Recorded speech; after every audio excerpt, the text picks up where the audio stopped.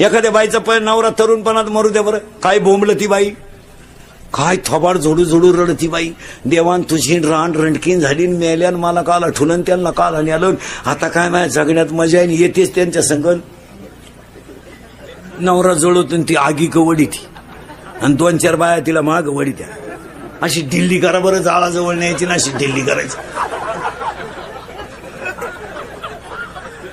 चिंगाट गरगाठील ती. कोण मारत तर कोणच्यासाठी मारा, झाकली अरे फक्त म्हणायला कोण करत. एखाद्याची बायको तरुणपणात मरू द्या, म्हणजे मरू नये, मरू द्या, त्याला 2 पोर असावं गोजीरवाणी, आणि 2-4 दिवस व्हा बायको मरून आठवडाभर, आणि आपण त्याला भेटायला जावा. ते असं दारात बसलं राहतं. पोरं खेळा त्या अंगणात, आपण त्याच्या जवळ जायचं आणि त्याला म्हणायचं काय चालय, काय चालय. तो म्हणतो काय चालायचं, वाटोळ झालं परपंचाचं. जगण्यात मजा नाही राहिली. देवानं माल न्यायला लागत होत, तिला नव्हतं न्यायला लागत. बिगर बायकोचं जगण्यात मजा नाही. कसा आठवडा काढला माझं मला माहिती. त्याला विचारायचं बायको बिकू करता का, छे छे छे छे, मला काय करायचं बायको करून, पण यांनी कोणाला आई म्हणा.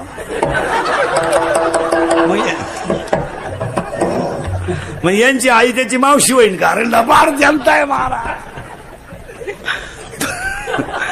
लबाड लोक आहे हो. फॉर्म भरायला अख्खं गाव, प्रचाराला अख्खं गाव, उमेदवार पडला एकटाच घरी आला, कार्यकर्तेच गायब. कार्यकर्ते दुसऱ्याचा गुलाल उधळून मोकळे, कष्टाचं चीज झालं, मुतले तिकडं. महाराज जी मंडळी गाथाटा काय पाण्यात होती तीच मंडळी वैकुंठ गमनाला होती, आणि जी खापर देऊ नका म्हणत होती तीच समाधीला रडायला होती. काय बोलायचं महाराज, तेच मोठ्यानं रडत होते ज्यांनी खापर द्यायची बंद केली. काय बोलायचं महाराज, म्हशीच्या येडग्याची तुलना लोकांनी ज्ञानोबाला शिकली हो. अहो समाज फक्त खिस्सा गरम आहे तवरच आहे. भुईमुगाच्या शेंगात दाना आहे तवर त्याचा मुक्काम पोत येते, दाना निघून गेलो त्याचा मुक्काम चुली ती. 20 वर्ष आपण पोरगी सांभाळली, पोरगी नवऱ्याच्या घरी जाताना रडत सुद्धा नाही, सनाट निघती फुलाच्या गाडी उलटी बापाला अशी हात करते, असेच हप्ते पेडा, तवर दुसरा हप्ता घेऊन येते. काय का आलंय हो, बारीक अभ्यास करणं महाराज, काही नाही महाराज. गाथ्यातलं एक एक वाक्य अनुभवाचं आहे. तुमचं काय मत आहे? तुकोबारायच्या जीवनात जेवढे अनुभव आले ना, तेवढे बिचाऱ्यांनी जसेच्या तसे जगासाठी लिहून ठेवले. 42 वर्षात तुकाराम महाराज म्हणजे कधी रडलो नाही, पण जेव्हा गावातल्या लोकांकडे भिकच मागायची माझी पंचायत झाली, तेव्हा बाकी डोळ्यात पाणी यायला लागलं. कोपला पाटील गावचे हे, तर काय बोलायचंय महाराज. तुकोबाराय सारखे 400 एकर जमीन दान केली ती तुकोबाराय लोकांना. काय वाईट दिवस आणले महाराज लोकांनी, काय विचारायचंय महाराज. बायको गेली, पोरग गेला, अन्न पाण्या वाचून पोरग गेलो, रडले नाही कधी.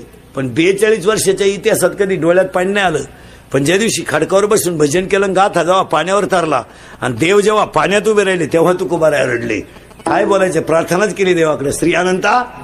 काय बोलायचं महाराज, काय अभंग तुकोबारायला नेऊन ठेवले. बस नको देवा, आता मी अवगुणी अन्यायी, मला यांच्यात राहायचं नाही रे बाबा. मी 42 वर्ष राहिलो, माझं मला माहिती. आता पाणी आलं डोळ्यातून आणि अभंगाची ओळ बाहेर पडली. आता दिसून हे जना ऐसे करीना. काय महाराज भाषा आहे संतांची. मला राहायचं नाही, यांच्यात राहू नये, काही उपयोग नाही. अहो माया बायकोलाच माझ्या संग यायचं नाही तर जगाचं काय घेऊन बसलं. माझी स्वतःची पत्नी सुद्धा माझ्या बरोबर वैकुंठाला यायला, गल्लीतल्या लोकांना आरुळी देऊन सांगितलं, अरे तुम्हाला देव न्यायला आलाय, तुम्ही चला. लोक म्हणली तुला नाही काम, तू हिंड. काय बोलायचंय मला. पण शेवटी एक ध्यानात ठेवा, जोपर्यंत चंद्र सूर्य आहे तोपर्यंत माणसाला गाथा तारणार एवढं निश्चित. गाथ्यातला एक शब्द पाठ करा फक्त, काहीच नका करू. एक एक शब्द पाठ करा. करण्यासाठी कमवता तुम्ही, काय नाही फायदा महाराज, काही नाही. शेरपंजरी भीष्म पडला, कोणी सोडवला नाही महाराज. दशरथ पुत्र शोकाने मेला, त्याचा पोऱ्या देव होता, कोणी सोडवला नाही. पण बायको पळवणारा देवासमोर मेला, याच्यापेक्षा काय कौतुक असावं महाराज. देवाची बायको पळवणारा रावण, पण देवासमोर मेला. आणि देवाचा बाप बिन पाण्याचा पुत्र शोकाने मेला. काय तर रावणाचा अभ्यास आहे, पोथ्या वाचणार आणि उरफाटा केला मारा. काय लोकांनी नुसतं सांगितलं सीता पळवली, असं बरळू नका काही. कीर्तनकारांनी ध्यानात ठेवायचं, कीर्तनकार सीता रावणाने पळवली हे कधी लोकांना सांगू नका. पण रावणानं आईसाठी आत्मलिंग आणलं हे कोणाला सांगितल्याशिवाय रावणानं 3-3 वेळा सांगा. रावणानं आईसारखं विद्वान माणूस होता तो, जगातला पहिला भक्त आहे. शंकर प्रसन्न करणारा रावण आणि मरताना हसणारा सुद्धा रामाच्या हातानं मरणं म्हणजे तुम्ही काय भाग्य समाजा काय. महाराज 2-4 गोष्टी अशा झाल्या. जटायू रामाच्या मांडीवर मेला, काय भाग्यवान पक्षी असेल महाराज. रेडा किती भाग्यवान असेल, त्याच्या पाठीवर माऊलीचा हात गेला. अहो जिजाबाईचा पाय किती भाग्यवान असेल का तो देवाने हातात धरला. आपल्या लोकांनी उरफाट्या पोथ्या वाचायच्या. रावणांशी त्या वाल्याचं तसंच केलं. म्हणले 17 बामणं मारली त्यानं. एवढी बामणं होती का इथं? 2-4 गावा मिळून एक बामण आहे, त्यानं आणली कुठून एवढी बामणं?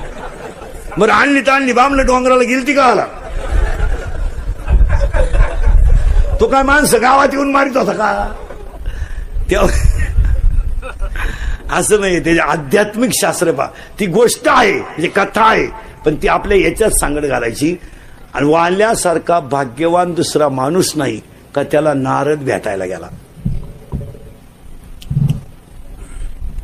आणि रामाला सुद्धा त्यानं लिहिलेले शब्दाच्या पुढं जाता आलं नाही. फक्त वाल्यामध्ये एकच अवगुण होता, त्याला संगत वाईटाची होती.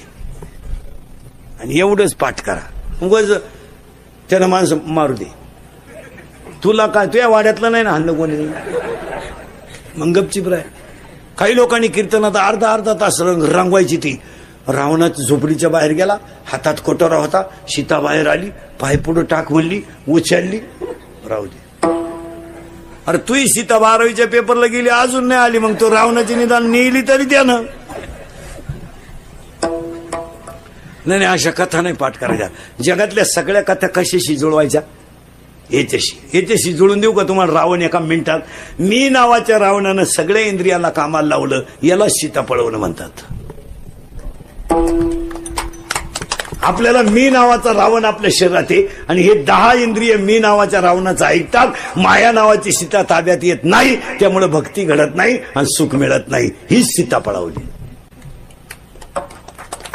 हे जर असे पूर फट्या पोथ्याने वाचा, याच्यात बसवा. आणि आज तुम्ही मी कशावर संपलोय? त्या बाबळीपासून या बाबळी पोहोत आपलं तू जाऊन दाखव, मग तू येईल. मी इकडली आखी इकीन पण तुझी जिरीन. सावध व्हा. नुसती कीर्तन ऐकू नका. आमचा झालाय सांगायचा धंदा, तुमचा झालाय ऐकायचा धंदा. आम्ही निघालोय पैसे कमवाया आणि तुम्ही लागले जमिनी इकायला. सुधारायचं कोणी? आता माया पुढे बसले का? खरंय पटलं आपल्याला, खरंय. मी निघून गेलो का? धंदा आहे त्यांचा. दिली ठोकून आमच्या, चालली घरी. अरे बदला बाबा हो, आणि हे बदलावाच लागेल. काही नाही. म्हाताऱ्या माणसांना 2 वाक्य सांगतो. मरण्याच्या अगोदर 5-10 गुंठे जमीन आणि 5-10 हजार रुपये नावे ठेवून मारा. माझं ऐका, मला गाढव म्हणा. एवढं जर माझं ऐकलं नाही तुम्ही, देवळात मराल, देवळात. आणि म्हातारा देवळात मेलो. सुनबाई म्हणली आमच्या मामजींना मोक्ष मिळाला.